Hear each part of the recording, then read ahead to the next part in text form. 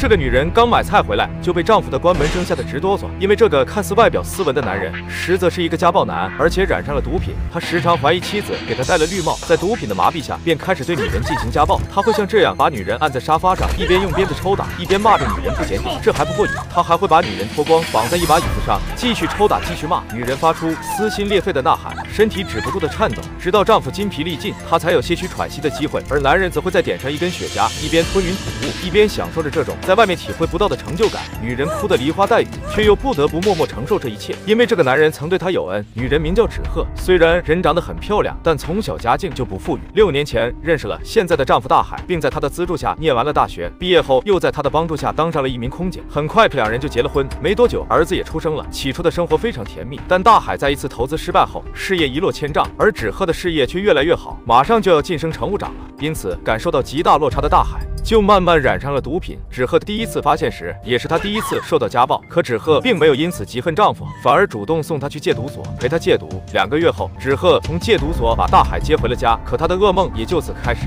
丈夫记恨纸鹤将她送去了戒毒所，对她的殴打更加变本加厉，而且毒品也慢慢拾了起来。这天，丈夫无意间看到了纸鹤同事发来的短信，事情就开始变得愈发不可收拾。不过这短信内容看着确实很有问题。丈夫质问她对方是谁，纸鹤说是普通同事。丈夫肯定不信，一顿暴打自然少不了。纸鹤也越来越无法忍受，可为了儿子和丈夫当年的恩情，她还是选择了忍耐。可退一步并没有海阔天空，换来的只有更加无情的殴打。丈夫甚至会当着儿子的面肆意的蹂躏她，纸鹤只好拼命将儿子关回房间。可丈夫却变本加厉，直接把她拖到浴室，不停地朝她呲水羞辱她。面对无休止的家暴，纸鹤终于忍受不下去了，决定和丈夫离婚。可就在她找律师起诉的时候，丈夫又突然找了过来，还当面指责律师是不是也和妻子有一腿。纸鹤不想和他在这里争吵，就起身离开了。可回到家后，丈夫那冰冷的眼神就像是起了杀心一样，拿起一个花瓶直接砸在了她的头上。纸鹤看着手上的鲜血，吓得慌忙逃跑。她本想躲进电梯逃到2楼，可很快又被追上。丈夫将她拽出电梯，抓住双脚一路将她拖回了卧室。紧接着就是一记响亮的耳光，纸鹤被打得倒在床上，头晕目眩的她看向墙上的婚纱照，回想着原本甜蜜的婚姻，如今却化成了一个个打在脸上的巴掌。纸鹤彻底绝望了，满身伤痕的她带着儿子躲去了娘家。可阴魂不散的丈夫很快又追了过来，父母还以为是夫妻俩闹了矛盾，还在劝女儿跟他回去。她不想让父母担心，只好将儿子留在娘家，跟丈夫回家了。可刚上车，男人就凶狠地薅掉了她的耳环。回到家后，更是将纸鹤反复按进马桶，直至接近昏厥才把她拉出来。然后变态地说，纸鹤之所以会出轨，全是因为这张漂亮的脸蛋，拿起一旁的刀子就要给她毁容。纸鹤拼命地反抗，可丈夫见状，竟然用孩子和父母来威胁她。那一刻，纸鹤醒悟了，眼前的男人已经不是个人了，他是个魔鬼。他使出浑身力气，拼了命地将大海推了出去，自己则躲在卫生间里不敢出去。而外面的大海也渐渐失去了耐心，打来一针后慢慢睡着了。听到外面没了动静，纸鹤先是非常的无奈，慢慢却变得异常冷静。她走出卫生间，看着熟睡的丈夫，举起高尔夫球杆狠狠地打了下去。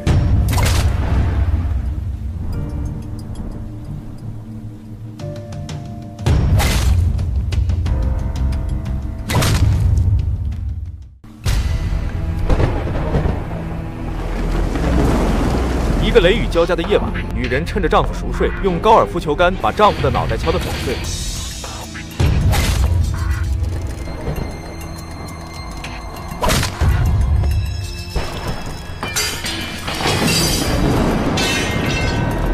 打完之后，女人淡定地坐在梳妆台前，描眉涂唇，精致地打扮了一番后，她拿起电话报警自首。我要报警，我杀人了。按照法律规定，只要有可能不被判处死刑的犯人，法院都会为其安排援助律师。张彤就是纸鹤的援助律师，只不过两人第一次见面时，纸鹤却一直低着头，一句话都不肯说，看样子没有任何求生欲。或许死亡对现在的他来说才是最好的解脱。可他越是这样，张律师越觉得这个案子不一般。一个口碑向来不错的女人突然谋杀亲夫，这其中一定藏着不为人知的隐情。纸鹤依旧是一言不发，甚至直接叫来狱警把自己给带了回去。于是张彤只好找他的父母了解情况。可自从女儿嫁出去后，老两口和他的联系就疏远了很多。如今父亲也因此事受了极大的刺激，卧床不起。母亲也不知道女儿是因为什么杀了丈夫。无奈张彤只好找到了死者的弟弟。可当得知张彤是为了给纸鹤辩护时，弟弟瞬间暴跳如雷，还让张彤不要多管闲事，甚至扬言不看到纸鹤被判死刑，他们家是不会善罢甘休的。可作为律师，主张的就是公平还原真相，他岂会被这种恐吓吓倒？转头就找到了纸鹤工作的航空公司了解情况，同事们一致认可纸鹤的口碑。至于她为什么杀了丈夫，大部分人不知道原因，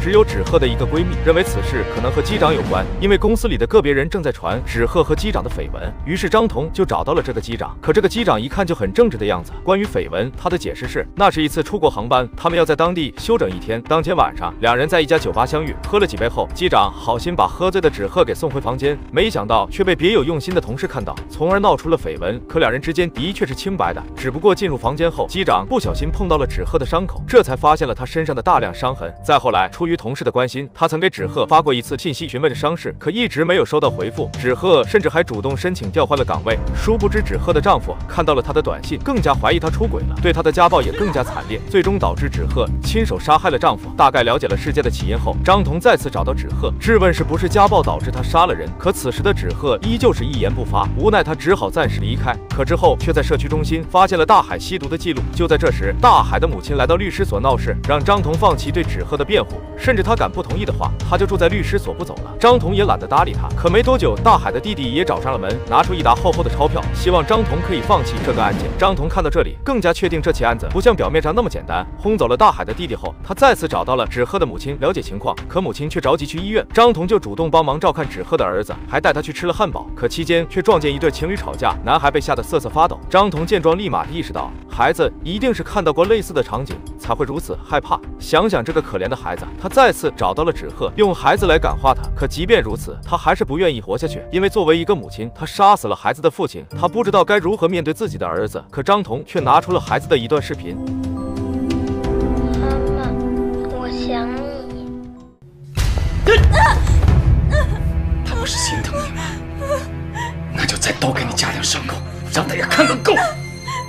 这个女人太可怜了。长达3年的家暴，导致她的全身都是惨不忍睹的伤口。离婚不成，于是女人一狠心，趁丈夫熟睡时，用高尔夫球杆将丈夫敲了个稀碎。自首后，她拒绝了法院的援助，可张律师却敏锐地发现了其中的隐情。他拿出儿子的视频给纸鹤看，看着视频中的儿子，他知道儿子想念自己，也无法想象自己死后儿子的生活。深受触动的纸鹤终于鼓起勇气，将3年来丈夫大海如何家暴自己，如何用父母和孩子来威胁她的事情，全都告诉给了张彤，还将那触目惊心的伤口展示给她看。张彤看后心如刀绞。作为一个女人，她气愤至极，她告诉纸鹤一定会为她争取最公平的判罚，因为她深知家暴的可怕。小时候，她就亲眼目睹父亲家暴母亲，最终导致母亲在自己面前跳楼自杀。所以这次她不会再让一个女人来承担恶果。可眼下还缺少丈夫家暴的更直接证据。再次面对男孩时，张彤不知道该如何解释，反而问他可不可以帮帮自己。谁知年幼的男孩却说可以让小智帮助他。那小智是谁呢？两人来到了纸鹤的家里，看着眼前阴森的环境，张彤难免有些害怕。背后又忽然传来了奇怪的动静，回头一看，竟然是个机器人玩具。男孩说他就是小智。原来这个玩具有录像功能，而且里面几乎录下了所有家暴的证据。有了这个证据，那纸鹤被判死刑的可能性几乎为0了。可案件开庭那天，就在两人赶去庭审的路上，却遭到了大海弟弟的阻拦。好在张彤的同事及时救场，两人才准时赶到法庭，并成功将证据交给了法庭。之后的辩护中，他更是据理力争。可纸鹤杀人的罪名毋庸置疑，但因大海存在吸毒、家暴等行为，故依法减轻刑罚，判处纸鹤15年有期徒刑。影片《红纸鹤》到这里就结束了。然而如今的社会中，无时无刻不在上演着家庭暴力。据调查，每年大约有10万个家庭因家暴支离破碎。面对男人的拳头，女人的每一次忍让都是对人生的不负责任。所以小编在这里呼吁广大女性，面对家庭暴力要敢于反抗，利用法律武器来维护自身不受到伤害。